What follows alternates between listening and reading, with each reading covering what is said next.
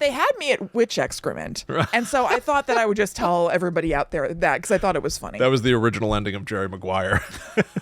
You had me at witch excrement. That would have worked on me.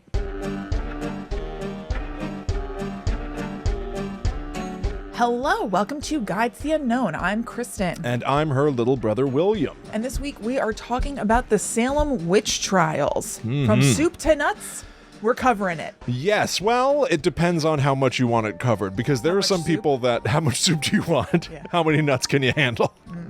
There are folks who have covered the Salem Witch Trials now day by day, the historic event as it progressed. I don't know about you. I could ask you the famous Guide to the Unknown question. What's your history with the Salem Witch Trials? Or I need to just tell you right off the bat, I had no history. I didn't know anything. I think I knew the top level information possible. Okay. Do you remember learning about it in school and stuff? Yeah, but school was 1,000 years ago now. Yeah. I remember, here's what I could have said to you before looking it up and researching it for the show. I knew that people were accused of witchcraft, right? In Salem, Massachusetts. Yep. I knew this happened a long time ago. Yeah. I would have assumed that someone was burned at the stake. Okay. Because that's a witch thing. Yes, yeah. And I knew a dude was crushed with rocks. Yeah, I know. I feel like that's one of the most famous things. Yes. That was about what I knew. Okay. Now, I'm not going to say that I'm about to upend the table or anything like that, but I really felt like I was very curious, especially from the perspective of, we've talked so much about the fake history of the Blair Witch. Yeah. That it's always been a thorn in my side. I don't really know anything. Wouldn't it be of some value to have some historical understanding of the actual real life witch hysteria that actually really occurred? Sure, some people's real life attitude toward witches. Yeah. Yeah.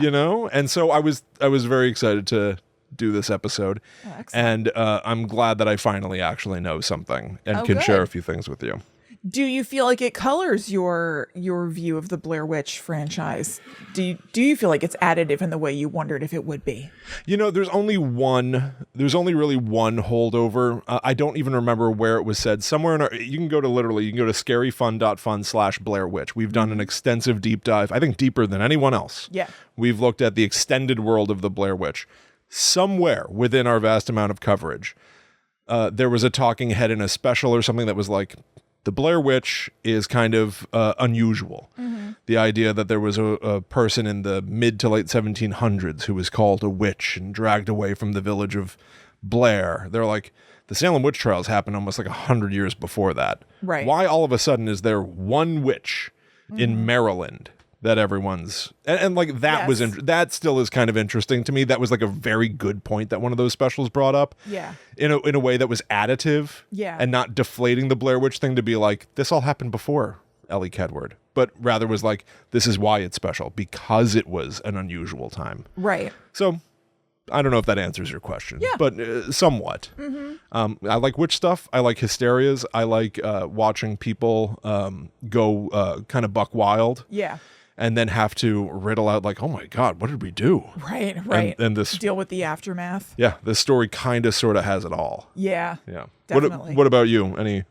I can't say that I am any sort of expert on it, but I've always been fascinated by it. I don't know when I learned about it, but I feel pretty young. Yeah. And anytime something comes up about it, I will read that thing, watch that thing, whatever. So I feel like I know a fair amount about it. Yeah, you were a spooky kid. Yeah. Right?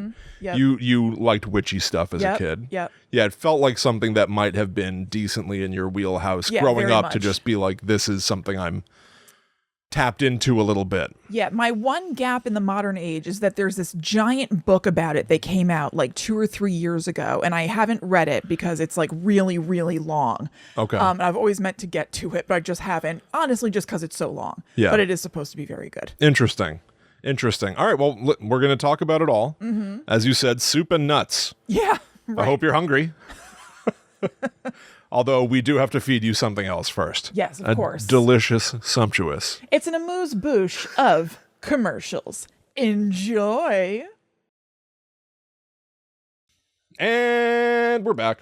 Okay, and I just want to mention that book that that I talked about being really huge, but supposed to be really good. It's called The Witches. It's by Stacy Schiff. We record these episodes live on youtube.com/gttupod on Wednesday mornings at about 10:30 a.m. Eastern Standard Time if you ever want to join us. And someone in the chat just shouted out the name, and I thought that it would be beneficial to people listening at home, just in case you were wondering. So thank you, Allison, for saying the name. Thank you very much for knowing what Kristen really should know. I know. I dropped the ball, and thank you for picking it up. Embarrassing. Yes. I also would like to notify our audience of a couple of things real quick.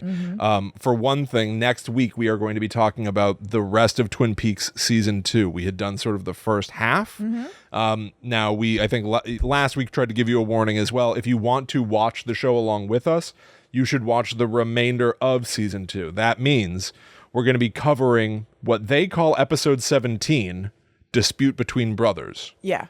Through to the end of the season. I call that Season 2, Episode 10. Right. All right? Everyone's math is a little bit different, but watch that if you want to be caught up for when we cover Twin Peaks Season 2 next week. I also want to put in a couple of plugs for a couple of shows that I appear in recently. One is Tell 'em Steve Dave. On their Patreon, they do something called the Sunday Jeff Show, and they did the Gong Show. Yeah. So everybody from their like little universe came in and did a talent show essentially, and I'm part of that. So you can go check that out. That's on their Patreon. And I also have a story that just came out in the No Sleep podcast, what they call Suddenly Shocking Volume 20. I have a story called Content in there. My understanding is that this episode is all like pretty revolting or disgusting stuff. So ew. I'm very pleased that my work is revolting enough to have made the cut. Cool. So go check those out if you're of a mind to. Awesome. All right. Sweet. The Salem Witch Trials. Yes. All right. Do tell, little William. I shall. Forthwith. So, you know that I kind of like serendipity. Yeah. I like coincidences a little bit. The Salem Witch Trials are said to have like really sort of kicked off in February 1692. February. So we're a little late in the year to be. It's not as if there's an anniversary there necessarily. Of course. Well, or is there? I know. Remember I texted. Yeah, what's up? It's the 333rd anniversary of the Salem Witch Trials. Tight. They happened 333 years ago as of this recording. Nice. Which is kind of like, doesn't that feel vaguely like a powerful number? Yeah, absolutely. That feels magically significant. Magically delicious. Yeah. It's like is it the opposite of 666 or? Oh yeah, that's You see what I'm saying? Yeah, halfway to 666. Something like that? I don't know. I don't know. Not anyway, at full power. No. I can't wait until it's 666 years from it. I can't wait for our celebration. Yeah, for when we definitely cover it. Yeah. 333 more years from now. Correct. That'll be really surprising. I know. Everybody's going to love it. Oh, yeah. So they kicked off in February 1692, and then about a year and 3 months later, they were declared to have concluded in May of 1693. All right.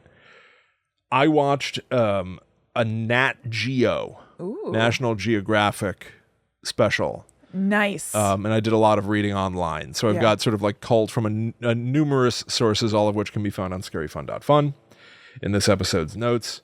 Someone used this phrase, which I thought was really interesting and telling, and spoiler alert, if people don't like when I talk about like recent events, I couldn't not think of them watching the Salem Witch Trials. Okay. One of the experts said, once you cross the line of actually executing someone, it's very difficult to stop. Yeah. And I think that is true. I think that what we're really talking about, again, to like look at like the 10,000 foot view, is like people, predominantly women, being accused of witchcraft and then dragged in front of courts where they had two options. You can deny that you are a witch and we will hang you. Right. Or you can confess to being a witch and we'll just throw you in jail forever where you'll probably get sick and die. Totally. Hundreds of people were accused of witchcraft. By the time this whole thing was done, 19 people would have been hanged and that fella would have been crushed with rocks. And all of this is happening in Salem, Massachusetts, which is like a pretty small place around this time. Yeah. I think that, not to color the experience through just my lens, because who the hell am I, but I couldn't stop thinking about today. This is really, to some effect, the story of a low-class dickhead failure man. Yeah. Who found himself in a position of great power, used his position of great power to whip up only the most loyal to him. Yeah. And then essentially like weaponize their power against people who were, a lot of these women to start, a lot of these women were homeless. One of them, very famously, a woman named Tituba, was a Native American servant, they say. So just like people with less means, less power, they were the ones that were really like had the finger pointed at them as being witches to start. But kind of just like today, where Donald Trump, it's like, I'm going after the criminals. These are bad people. And now you see all these folks online that are like, he said he was only going after the bad ones. Yeah. And That's it's a total like parallel. It's a total parallel, and it's just like, well, what are the bad ones? Who are the bad ones? Right. This is a sliding scale concept. It's a vague concept, and it mostly amounts to whoever you don't like. Yes. In these times, they didn't like witchcraft, which I think this was all about fear. Another big thing that I have not mentioned, which is worth probably pointing out now, is like part of the kickoff to this was young girls were suffering what they called at this point the affliction. Right.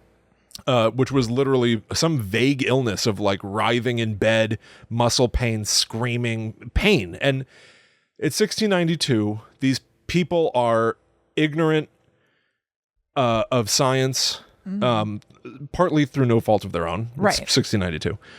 But they are using religion to be like, oh, well, I'm the minister and I can't heal their illness. That must mean it's a powerful demon. Yes. Who hurt you, child? Yes, right. And when you ask a kid, who hurt you? Is there a witch that is hurting you? Right.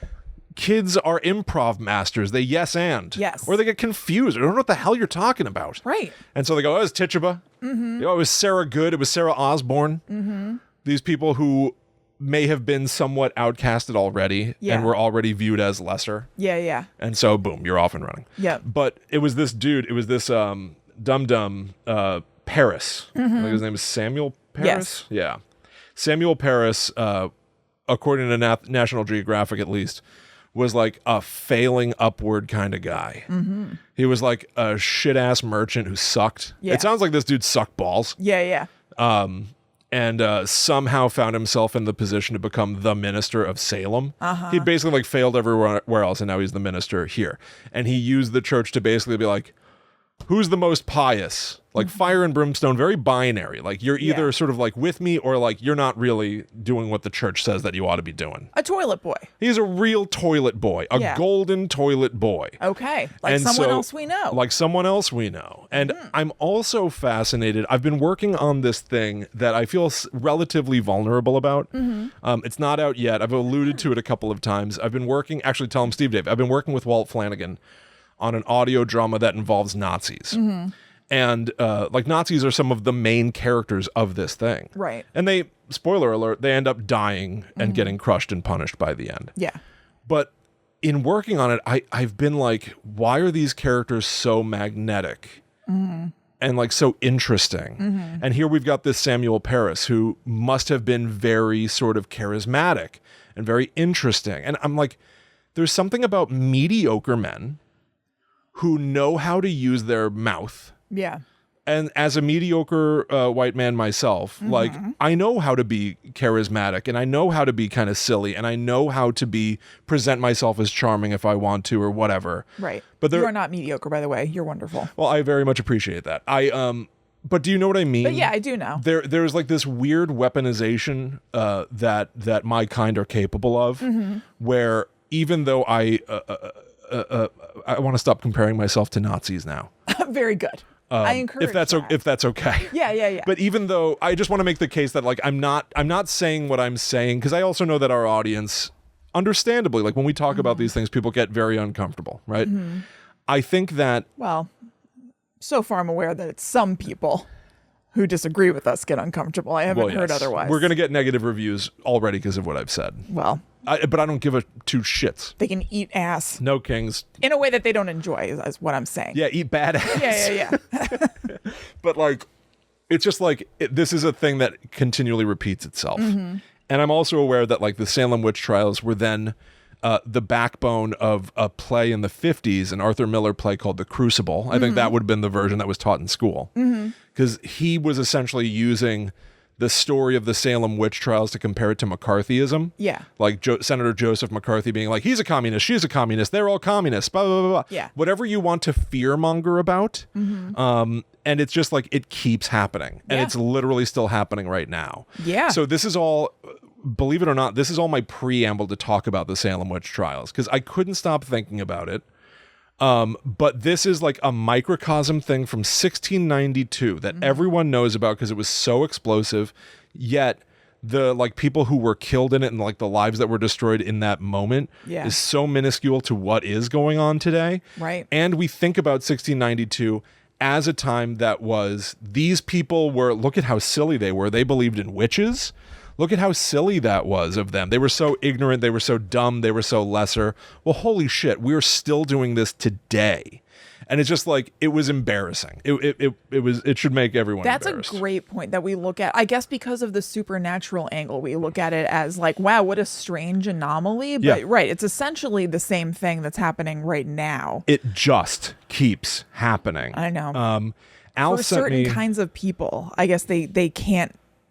You would hope they could, but for certain kinds of people want this kind of thing to happen. Yeah, well, and people, they end up in positions of power. People sometimes. get scared, right? Like people get scared. You use someone's fear. Like thinking again about the Salem Witch Trials. Certain kinds of people. I mean, the people who are in power who then whip this up. Yes, it's just like for them, like you can here's the problem with fear. It's relatable and it's understandable. If you're in 1692 and your kid is screaming in pain and you can't find an answer, but you believe in witchcraft because it's 1692, right? Well, then boom. That's like, for your purposes in that moment, that's a fairly logical place to start from. Totally, that's your context. To try to solve things. But when you get into the big issues, and weirdly, the Salem Witch Trials, again, for like parallels today, it's like all about the court and government. Yeah, I know. Because they allowed something in the trials that I'd never heard of before, which I would have almost said sounded awesome. Yeah. Spectral evidence. Oh, okay. Do you know what this is? is? I don't remember. So let's imagine. Now we did on our. Well, I don't want to plug our Patreon in the context of everything we're doing, but like. But we'll say what is it? What do we do? We did a show called Crime Bitches. Oh, okay. Yeah. On our Patreon, where we talked about true crime and like court cases that are going on right now. So imagine that you're being tried for a murder, Kristen. Yeah. A position that I someday hope to finally catch you. Finally put an end. So far, so good. To your misdeeds. Yeah. The evidence that can be admitted, some is like circumstantial. Yeah. There are footprints at the scene, but no one knows that they're yours. They just seem like they might be yours. There can be direct evidence. Someone saw you doing something. Yeah. We got a witness. Boom. Yeah. We've got you dead to rights. Well, in the Salem Witch Trials, they added spectral evidence. Because apparently these kids, because this affliction starts to spread. This is like its own hysteria of like the kids, the affliction, the muscle pain started to spread. They bring the kids into court to testify. Yeah. The kids are saying that they're seeing visions that only they can see. Right. And the visions are things like one of the women holding a phantom bird that she is able to send out to peck at them. Yeah. And they're like, they are? Right. Well, that's evidence then in this court hearing. They allowed spectral evidence. I did not remember that phrase. And that is a huge deal in the Salem Witch Trials. Yeah. That will totally. ultimately almost be their undoing by the end of this year and however many months, when someone starts going, I don't know about all this spectral evidence. Yeah, we're leaning on this quite heavily.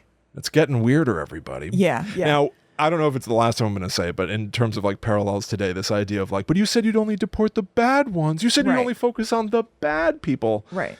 In the Salem Witch Trials, by the time that they were over, even some of Samuel Parish's most pious were also themselves accused.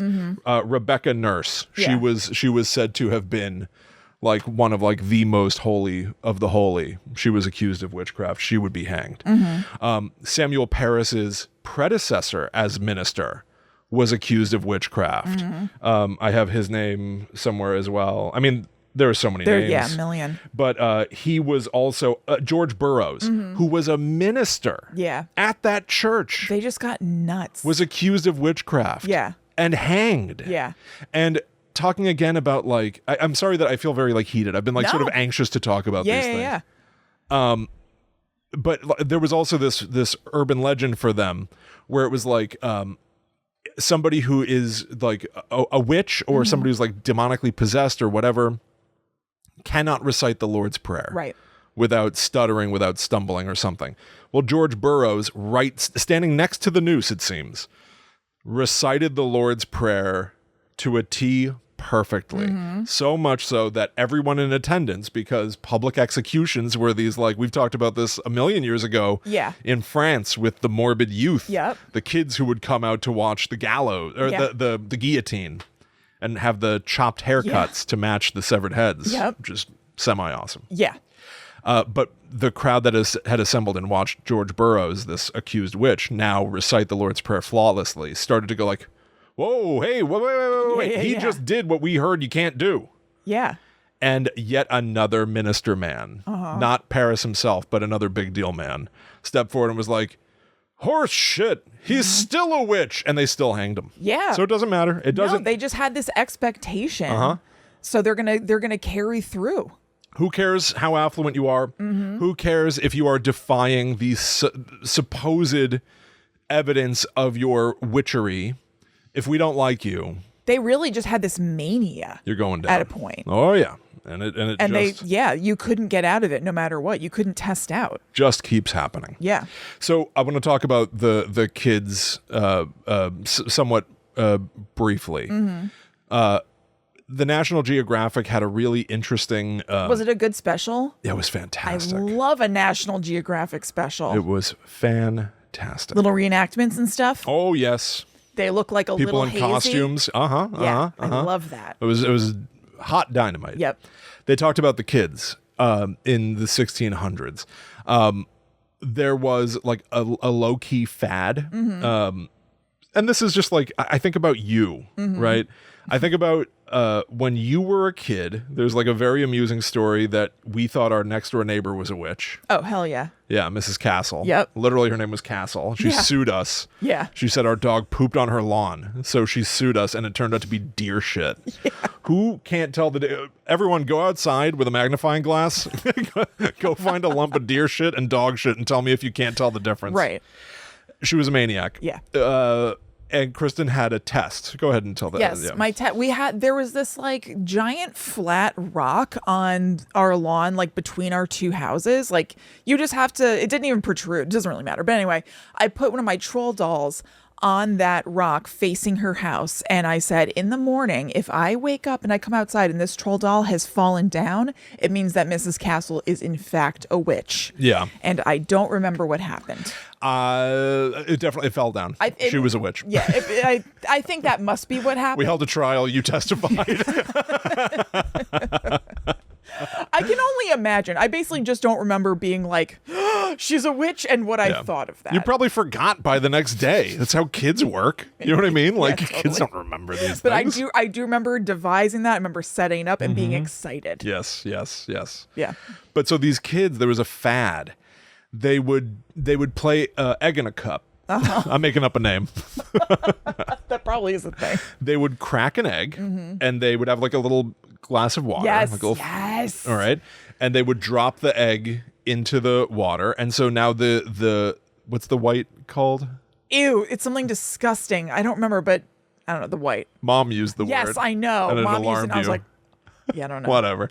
The white of the egg is very sort of like weird and like wishy-washy and like has these little undulating shapes in the water. Yeah.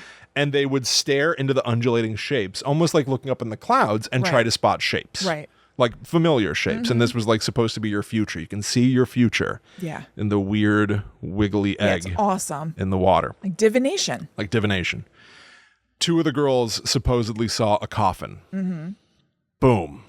That's fear. And That's people started to scary. be like, the kids should not be doing this. Right. Around this time, now they were quick to say that it wasn't necessarily these girls who had done the egg cup divination thing, but the first two kids that kicked all the hysteria off, the first two afflicted, were relatives of Minister Paris. Yes. They were his niece and his daughter, I think, Betty Paris and Abigail Williams. So it started in his house. And for this dude to be one of these like silver-tongued, mediocre men who has failed forever. Yeah. He basically was like, I will not stand for this. It started in my house. And boom, we're off and running. Tituba. I want to focus on Tituba for a moment. Tituba is such a standout name, you know, especially when you're talking about like witchcraft or something. I feel like people have really held on to that notion of Tituba being a witch. She did confess to witchcraft and said that she was urged to sign her name in the devil's ledger. Yes. Which is very like Dave Eggers' The One of the Witch. best phrases of all time. I know. Let's give it up. This is a bad Genuine- situation, but saying that you sign your name in the devil's ledger. Yep. Bona fide Iconic. Black Phillip stuff. Yeah. Wouldst thou like to live deliciously?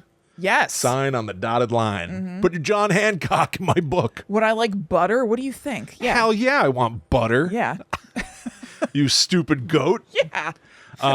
But no, Tituba was just another person who was so under the thumb of the entire world, really. Yeah. She was not even just like one of the villagers. She was a Native American woman who had been like you know, held as a servant. So you basically say whatever you could to basically like, please just don't kill me. Yeah, totally. She would end up surviving this. It's believed. No one seems to be completely sure what happened to her. Yeah. And it's another one of those things where they say servant, but it's like, Yes, exactly. Servant is in like massive quotes for me for 1600s. I don't know what's going on. it's like when I went to Charleston, they kept saying, what the hell was it? Damn it. It was just in my head. They, was it not foot soldier? Yeah, Footman. footman. Yeah. He was my and footman. I was like, does footman mean slave? And they're like, No, he was like our boss. Yeah.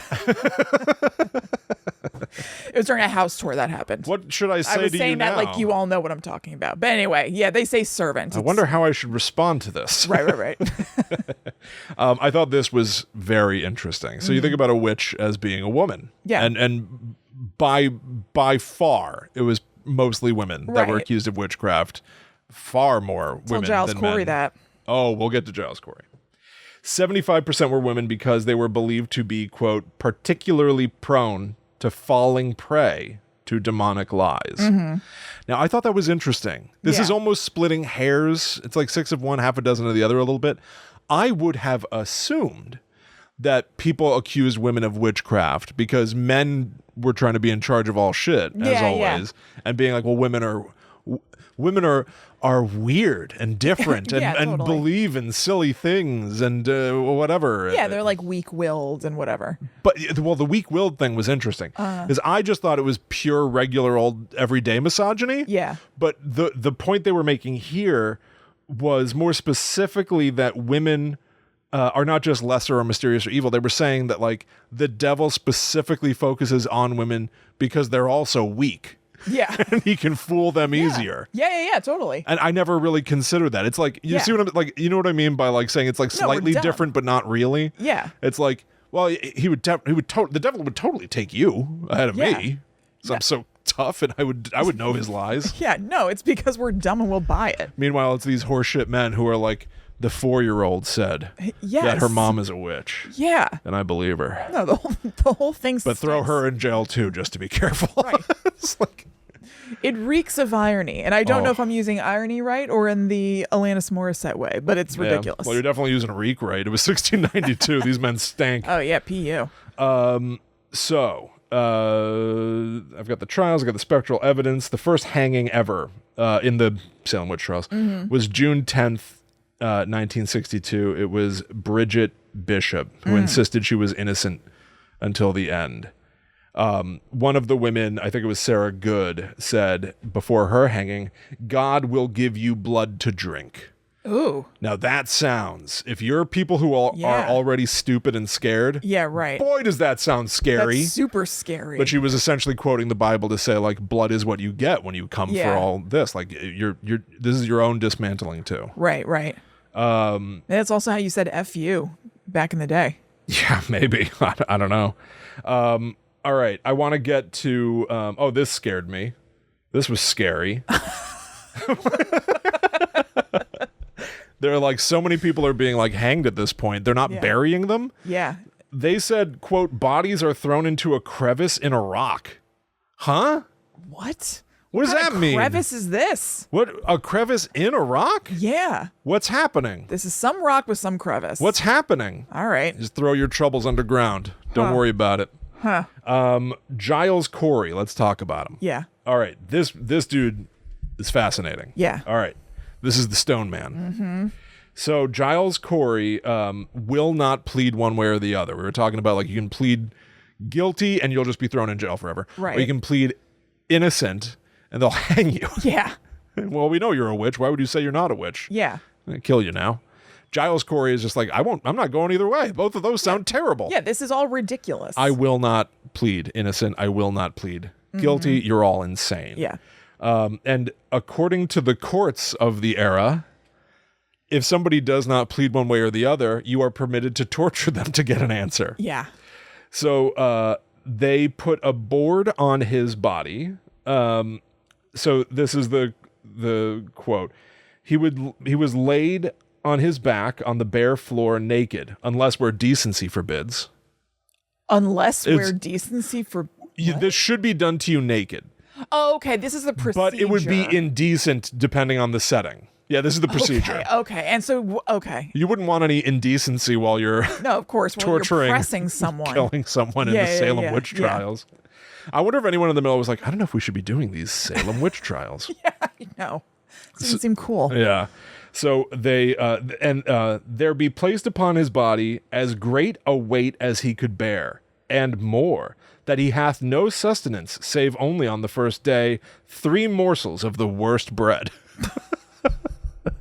This bread is the worst. Give it to Giles Corey. Yeah. On the second day, the worst bread. 3 draughts of standing water. That should be alternately his daily diet till he died or till he answered. So they've got this board on him. Shit. They put a board on him and they just start putting boulders on it and rocks on it. Yeah. And all he would say when they would say, how do you plead? He'd go, more weight. Yeah. He just kept saying more weight until ultimately there were so many stones on the board that he was crushed to death. Mm-hmm. Days later, his wife is hanged for witchcraft. And she brings the execution toll to 20. And is the final death of the Salem Witch Trials.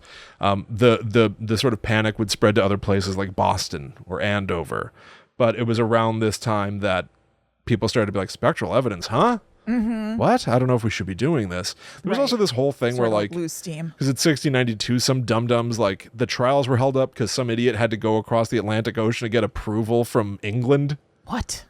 It's like so inconvenient. So inconvenient. Oh. But so finally, some dude, a governor's wife is accused of witchcraft, and he goes like, okay. That's enough. I've had enough. We're not doing this to my wife now. We've had fun. Yeah, exactly. Yeah. And so basically it all just kind of stops. Yeah. It just stops. Salem renames itself Danvers. Yeah.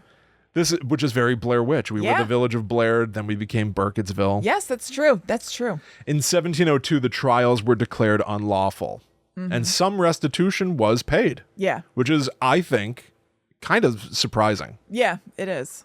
Because I would not expect that today. My concluding thing that I'm going to say is that everything that occurred in the Salem Witch Trials, as barbaric as it sounded, and especially considering the parallels today, it was all legal. Oh, yeah, because if the people making laws suck, then it can be legal. It was all done by the book. Yeah. They had their approvals. They'd gone over to England to get the sign-off from King Byron or some shit. I don't know my English stuff. Probably was King Byron. It's probably King Byron, the 14th or some shit. Some little I boy. think that's so funny. Boy. Little boy in a Probably bathtub true. signed a piece of paper and they came back and killed some more folks. Yeah. It was legal. Mm-hmm. This shit was done under the guidance of the law and the church. Yeah, they were doing they were ruling on it in court and then going and doing it. Everything in moderation.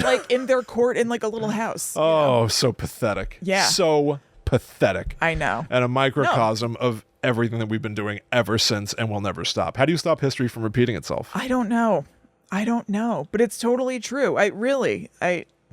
We look back and marvel at this because of the witch angle, but Right. like the beats of it Yeah. are very similar to things that have yeah. happened repeatedly. Just Trump is, Mm-hmm. Samuel Paris. He is, Adolf Hitler. He is all of these mediocre, It keeps happening. We Dum-dums. just watched something last mediocre night. loudmouth man. Totally. We just watched something last night. It's not exactly the same. I have to admit, I wasn't paying total attention to it, but about I don't know. I guess people are just kind of fascinated sometimes by like the loudest person and they can get elected. There was like the mayor of Toronto at one point was this guy who's like pretty Trumpian and who was a Sure. Trump fan. Yeah. And it's just like That big guy? Yeah, he had Yeah. no qualifications or anything really, Yeah. but he just got like elected to the mayor. You can be just- loud, yeah. funny, impassioned, and play to everyone's fears. Right. I think those are. Someone's got this intellectually written down, but that's what I seem to find Totally. the ingredients are. And what I was referring to, even with the thing I've been working on with Walt, the Nazi characters in the Yep. story. Why are the villains so colorful? You know what I mean? I Like you think think that- about like Indiana Jones, Yeah. right? Like which I very much compare like what I've been working on with Walt to. Like the villains in the Indiana Jones stories are often Nazis who are very charismatic, quirky, have some weird physical, way of presenting themselves that's really intriguing. Yeah. Like I think it's similar to the serial killer thing. I think it's like you're looking at someone who's not acting according to like evolution, to like what we really Yes. all try to collectively be on the same page for like the survival of the species. Someone who's like, no. I can dismiss the humanity of entire swaths of people because I don't like them. Those people usually are a little kooky and a Yeah. little interesting. And it's like, Yeah. they can be entertaining, but being entertaining should not be the same as being likable. Totally. I mean, I was going to say the exact same thing. I think that extremes are really interesting, like people acting on extremes. And I was going to say that's why I think that like true crime and serial killers are interesting, because you're seeing somebody who's acting on such unimaginable extremes. Yeah. But then I think that like these political figures like Trump and other people, they are acting on such extremes. But the thing is, they're asking people to trust them and saying, you can trust me to use these extremes for good. And people are trusting them, and it's leading to such disaster. Like it's Yeah. one thing to like watch him on The Apprentice and be like, look at this weirdo. Yeah. But then when he pivots and channels that toward like wanting like more power, Yeah. like I wish, obviously, I'm not going to go on it, but we should have drawn a line. For every evil thing he does, there's a quote of, want to see a bird graveyard? Go to a windmill. Like that shit's hilarious. Right. But it's like, it like weirdly counterbalances the actual harmful insanity, because he's also Yeah, stupid and funny. Totally. You can laugh at him, but man, these dudes are... right. There's always some charismatic shit-ass white dude. Yeah. That's always what it is. Yes, totally. I say it as a charismatic shit-ass white dude. Well, They always come along. They Yeah. always come along, and I want the power. all right. So I'm going to tell you about a really popular theory about kind of like why everybody got really whipped up, and the counterpoint to that. After we tell you about patreon.com/gttupod. This is where you can go to get more of Guide to the Unknown, because we actually have a second weekly podcast called The Netherworld Dispatch that comes out every Monday. And if you join us over on the Demon tier on Patreon, you can get all of those episodes every single Monday. We also have a few other tiers that you can check out where you can get them at different spacing. You can see whatever works for you. Also through Patreon, you can join our Discord, which is really awesome. There are super nice, cool people talking in there every day. We have movie commentaries. Liz Sauer of Ghosts in the Burbs and I have a monthly paranormal reality show podcast.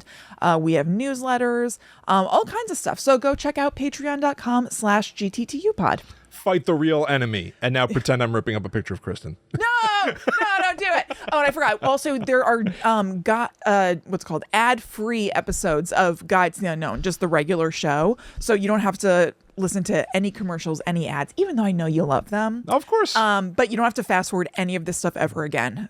So just go over there and check it out. Yes, please do. The most recent episode of The Netherworld Dispatch is called Gadzooks. Ooh. Ooh, ooh. Kristen and I, we enjoy looking at like weird, creepy videos online. Yeah. And we ended up coming across a lot of animals and talking about the prospects of making a movie called Bad Zoo, or perhaps it would be called Gadzooks. I think it's got legs. I think it's got many legs. Yeah, that's true. That's true.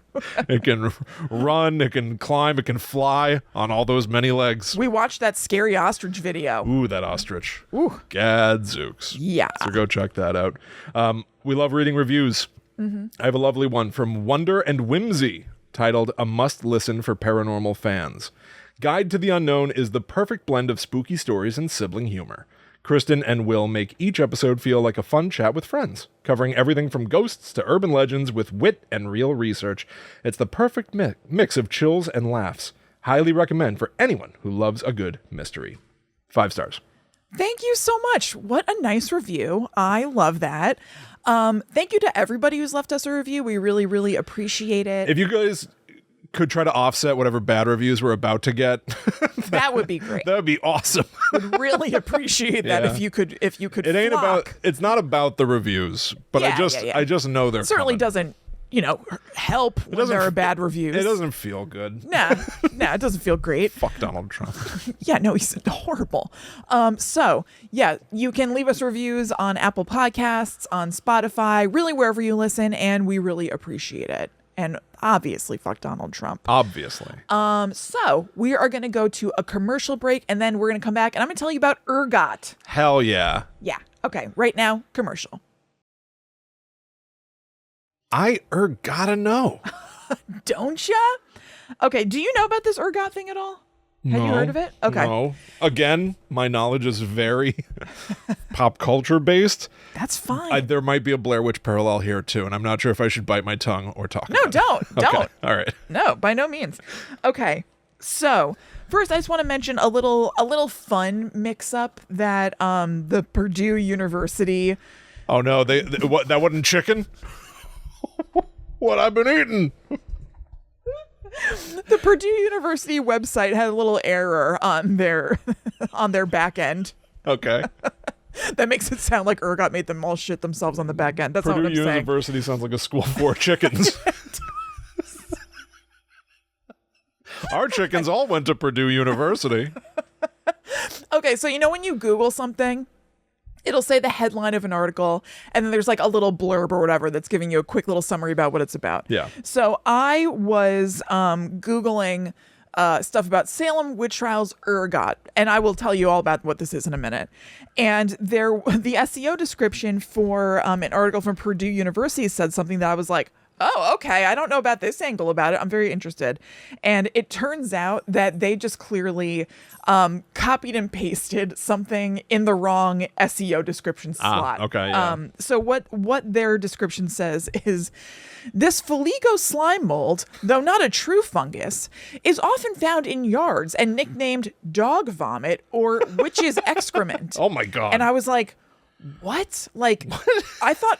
I didn't know ergot was a slime mold. I didn't know it was in our yards. Right. I guess calling it witch's excrement makes sense because of the witch trials connection. I've just never heard that. Is that why? Sometimes it'll be like, wow, this looks like a pile of witch poo. No, this is just a complete... Foligo slime has nothing to do with ergot. Okay. I think that somebody, I have no idea how, but somebody just fully messed up and put the SEO description for Fuligo slime onto the article for ergot. Probably because they were thinking, oh, witch, witch. ergot, They just put the word witch whatever. in there, yeah. But they had me at witch excrement. And so I thought that I would just tell everybody out there that because I thought it was funny. That was the original ending of Jerry Maguire. You had me at witch excrement. That would have worked on me. So I basically knew about two things when it comes to possible reasons for the witch trials that people talk about. Right. The general and true. This is really the thing. The general idea of mass hysteria, people getting all whipped up, the underlying religious panic, because this was such a hyper-religious time. Right. So if it isn't that, it can be saved by religion, then it must be evil is the cause. Of course. That's really what it is. And the notion, I had a vague notion that ergot poisoning is a theory that people have, that people ate ergot on wheat and it made the people of Salem go crazy, that this was a fungus on wheat. Oh, they ate it on wheat. You made it sound like it was like a spread. Yeah, right. I did make it sound like that. Can I have some ergot toast, Mom? No, that it's this fungus that was growing on wheat. Okay. They ate it not knowing anything, obviously, and that it made everybody crazy because it has, consuming it creates all these symptoms that mimicked symptoms that they thought were the cause of witch activity or whatever. People were convulsing because of ergot poisoning. People were hallucinating, all this stuff. ¿Por qué no los dos? That's right. That's the question. Right? Why not both? It seems like not both. Not both? I don't think so. Oh. I don't think so. Okay. I'll tell you all about the ergot thing and the theory because I think it's really interesting, but then tell you why it seems like that's not the case. Okay. And why it's so pervasive, the ergot poisoning theory. It's all interesting. So here's the deal. Ergot is an invasive fungus that grows on rye, and it has a psychoactive component that's similar to LSD. And the theory came about and came to prominence because in 1976, a psychologist named Linda Caporael published a hypothesis about it in Science magazine that ergotism, basically getting ergot poisoning, that can cause hallucinations, body spasms, nausea, seizures, and vomiting might have been at play during the events of the witch trials. So it seems like a lot of what we can suppose about ergotism in Salem is traced back to the fact that there were about 130 epidemics in Europe from 591 to 1789 AD Whoa. that are now suspected to have been caused by ergot. Okay. So people who kind of subscribe to the ergot theory look at those epidemics and what happened then, and then apply that to what happened in Salem and kind of compare contrast. And the people who were suffering from those epidemics in Europe way back in the day thought that there was a supernatural component to what was happening to them. So you can kind of look at that and look at Salem and see what's going on. Yeah, weird illness thing, and then the only thing we can point to is we don't know about bacteria. Totally. We don't know about fungus. Right, and religion is a very big part of their daily lives, so they're applying Talk about drugs, that. the opiate of the masses. Religion. William, you're absolutely right. So, ergotism can even cause gangrene that made fingers fall off and a total loss of feeling before that would even happen, which people took as proof that an evil spirit was causing it. Right. Back in the day when that was happening. And also one of the early symptoms of ergotism is a general burning sensation. I've heard a lot of people get that in college. I was about to make that Of course you were. Where else can the brain ever go? You hear the words burning sensation and everyone already tells themselves the same punchline. Yeah, totally. Okay. I laughed so hard. A real Kramer syndrome. Wait, what'd you say? And I burned for her. The very same burning I'd experienced later during urination.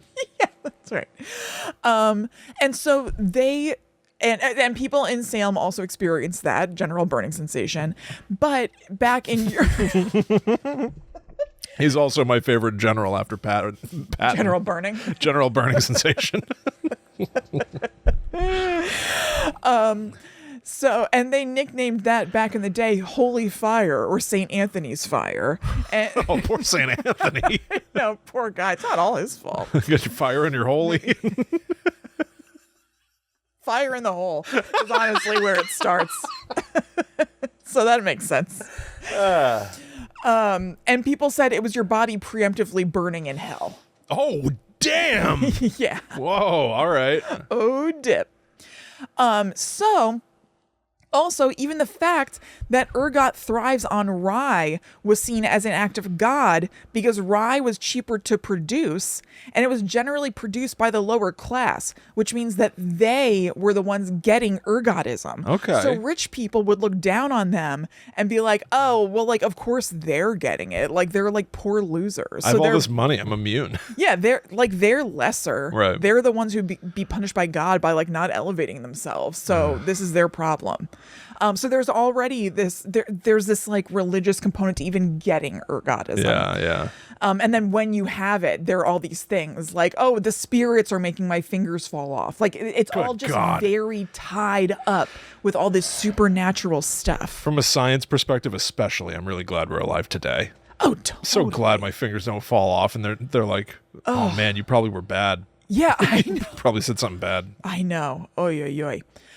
So some fun facts about ergot and the view of people back then on fungi and mushrooms in general. Everyone go to sleep. This is nap time. Rayburn Simmons of the Purdue Herbaria, rad name. That's like where they deal with herbs at Purdue, I guess. The herbaria. Yeah. The herb area. No, herbaria. Oh, okay. And the herb area is not just the inside cavity of a chicken that you're stuffing with herbs. What? Okay. What? You know how people- Yeah. You're saying that someone's saying, I've got to prep this chicken to be cooked. I'm going to put some things in its herb area. Because they do that.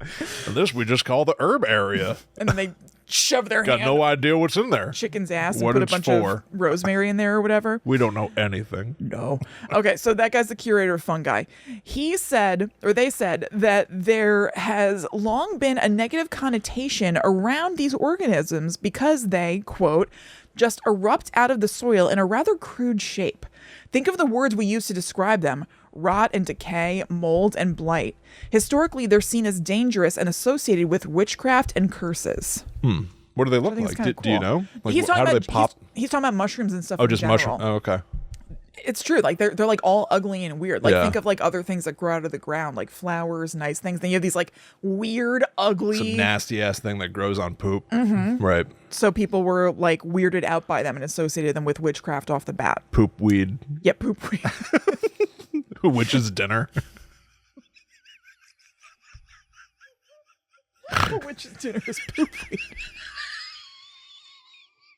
That's what mushrooms were called.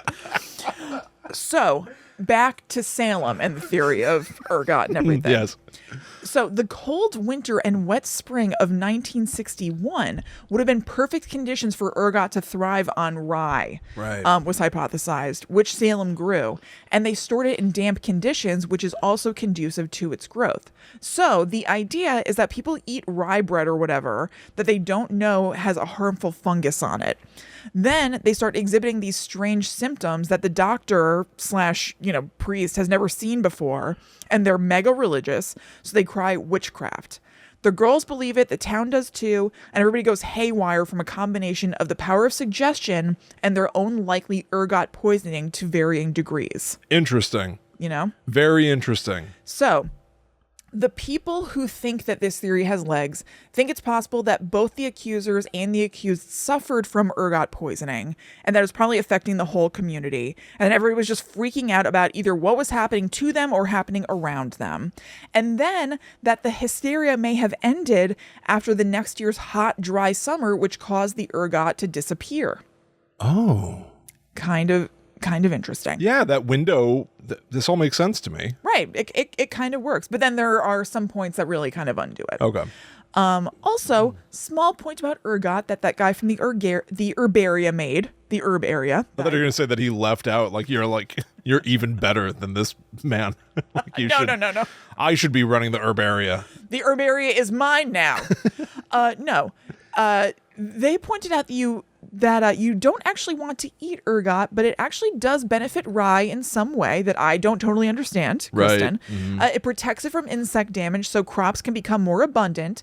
So there's some metaphor here, this is me saying it, to be found about not just demonizing something because it's called a fungus or whatever. Ergot is not all bad. You shouldn't just be eating ergot, but it is actually protective. Everything in moderation. Yes.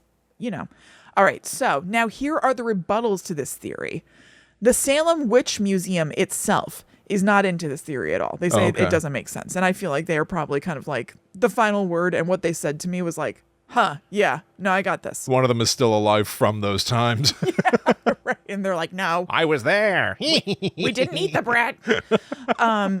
So the pieces of criticism that stand out most to me are that entire families would be consuming the same sources of rye, but only 1 or 2 people in the household became sick with the affliction in almost every reported case. Okay. So for example, in the Paris home, ground zilch, there were 4 adults and 4 children in the home, but only 2 got the affliction. Right. They're all eating the same rye that would have the same ergot. How come only 2 of them? Well, what if Paris was already so full of shit? Like the effect on him was lesser, and he was also out of his mind. You know what I mean? I don't know. Yeah. No, true. Were you going to trust an expert or someone who just heard about this? Food for thought. Also, as you mentioned, the affliction spread beyond Salem. Like it went to Andover and Boston, and it doesn't. And the crops of ergot that they are saying would have infected them were just in Salem. So it doesn't stand to reason that local crops were to blame for stuff that happened in Andover and in Boston. Like they didn't have reported things of ergot poisoning there. Right. Andover, which was actually about 20 miles away, actually had the highest number of afflicted people and accused witches, even though Salem was the epicenter of the whole thing. And they didn't have ergot poisoning there. Interesting. So some historians say that since the afflictions were sporadic and actually pretty widespread, attributing it to local Salem crops just doesn't make any sense. And the Witch Museum also points out that there are multiple instances of straight up fakery where people just like, it was just all made up and they were just like asking for attention or whatever. So, well, this is anytime there's a panic like this, this is a great time to enact your worst self and be like, I just want to get rid of this person. Yeah. She's a witch. Yep. They point out that there's testimony from Daniel Elliott that an afflicted witness who claimed to have seen a specter admitted later that, quote, she did it for sport. They must have some sport. Good God. Yeah, I read some cases of that too, that like the aftermath of the, how do you live with yourself, man? Mm-hmm. What do you do for the rest of your life knowing that you, because you were either a stupid kid or an evil adult, right, killed people essentially with your words. Al sent me this thing that I guess had come up in Brandolini's law. Ooh. Brandolini's law. This is a very modern thing, but it's like basically I think it has to do with social media. It's like somebody can make a claim, but then it takes more effort to undo that claim than it ever did to make the claim in the first place. Makes sense. It makes total sense, and it's just like, yeah, like you can say someone's a witch, but if you're in a period of time where people believe that shit, right, how do you fight against that? And the lady doth protest too much kind of attitude of like, you know what? You're acting so offended that I said what I said. It's probably true. Yeah. It's like, well, but what if I'm actually innocent? Yeah, I'm just offended. What do? You're damned if you do, you're damned if you don't. It's interesting. It's nuts. And so there's a theory about why the ergot poisoning theory spread so far, even though it has some holes. So that article in Science Magazine was published in the 70s when there was a national fascination with LSD in general, because LSD was becoming more popular around that time. Like people think of the hippie era as kind of the 60s. It's really the 70s that are the hippie era. Okay. It was like becoming a thing in like 69, hippies. The rise is like early 70s, and then disco comes in kind of like late 70s. But anyway, LSD is like becoming really popular in the 70s, and then there is this reaction of alarmism, being like, oh my God, everybody's doing LSD, this is so dangerous. So there are all these articles about it popping up. So major publications seized on the opportunity to take one sensational story, LSD, and another, the Salem Witch Trials, and mush them together. Interesting. So, they pick up that there's this like, or article in Science, and then headlines start popping up in like main publications like Salem Witch Hunt, just a bad LSD trip. And it was a bad trip in Salem. Yeah. And then it just kind of like takes root. And it also probably took off because it's tempting to have something to point to that's just sort of like has a before and after. Like, it wasn't just human nature, which is scary and ongoing, and we all still have in us today. It was ergot poisoning that they had then, and there was a beginning and an end to it. You know what's weird to that point? It's like saying my kid is sick. It's got to be a witch. Yeah. This community, exploded into this barbaric attitude of killing people needlessly. Yeah. Had to be ergot. Right. Had to be something outside ourselves. Right. Had to be something that existed back then. Right. Yeah. Mm-hmm. Like, it's not us now. It's No, not just of like course not. psychological. It's not just religion. It's not whatever. It's a problem that they were having then that we don't have now. Like, we know about ergot now. We process bread differently, whatever. Right. Yeah. It's a uniquely 1692 problem. Of course it is.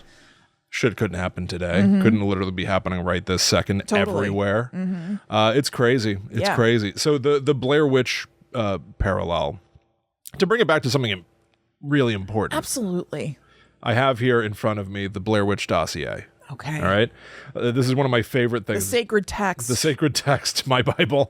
It's page 25 of the Blair Witch dossier, where Buck Buchanan, one of my favorite Hell of a name. No one knows my favorite Blair Witch character, Buck Buchanan, do ya? Yeah. He was like a detective hired by Heather Donahue's mom, it's said. Yeah. He had the soil analyzed. It's the soil from the site where the footage was found in the Blair Witch, and they do an analysis that says unrefined opiates were there. Oh, right. In Paleolithic and Neolithic times, opium was extensively used by those engaged in the practice of witchcraft, both for its psychotropic and narcotic effects. So this is the like touch of Blair Witch that suggests like, well, maybe the footage that we saw of these people getting lost for 7 days in the woods or whatever, and like walking in circles, was actually because they were hallucinating everything that they were experiencing, which is also then therefore like a parallel back to real life hysteria stuff, trying to find some reason. But I think even in this, they're like,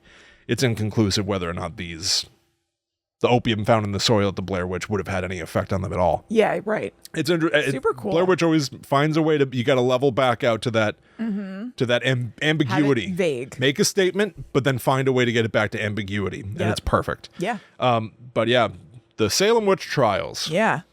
Oof. What an oofer. Not a good time. Not a good time to be around, everybody. No. Good golly. Yeah. But we hope you enjoyed this time together. I was fascinated to look at it. I know that I always any time that I reach the level that I reached at the first half of the show, anytime I like, even with like a few minutes of reflecting on it, I end up like regretting like how I totally understand that feeling. I don't think I'm good at talking about current events. I think I don't think I'm good at it. They're so hard to talk about. It is, yeah. Because also it gets so, or at least for me, I get all emotional and mad, and then I get stuttery and like weird. It's hard to talk about, but I think you were fine. Oh, thank you. I appreciate you. I appreciate you. This is a fascinating topic. I'm glad to finally have covered it. It felt like another one of those, like, somehow like one of those big like Mount Rushmore type horror topics that 7 years in we still had not covered. Totally. I love it when we end up getting to one of these. I know. We're like, oh, how would we never talk about that before? Absolutely. And I appreciate you all out there listening and or watching. Thank you so much for hanging out with us. We hope that you enjoyed. If you wouldn't mind leaving a review, screw it.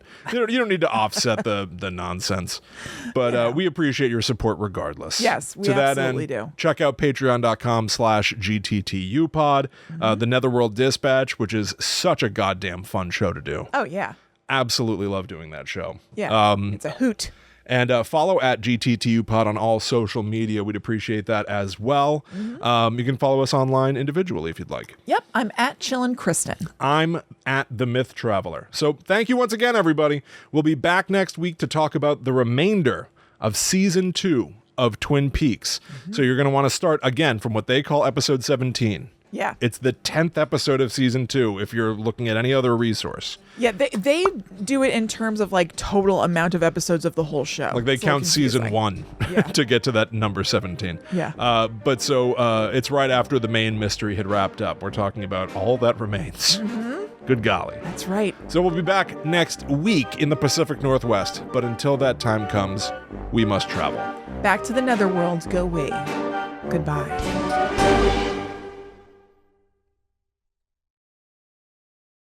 Goodbye.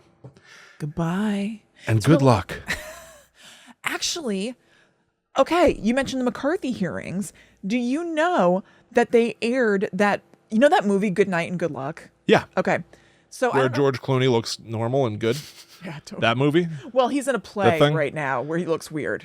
Oh, he's just playing around up there? Yeah, he's just having a little fun. All right. But no, that brings me to so yeah, he's in the Broadway play Good Night and Good Luck right now about the McCarthy hearings, and they aired that live on CNN like last weekend or the weekend before. That is cool. That was like a first thing of like airing a Broadway play live. I thought that was neat. That is neat. That is neat. I like that. Yeah.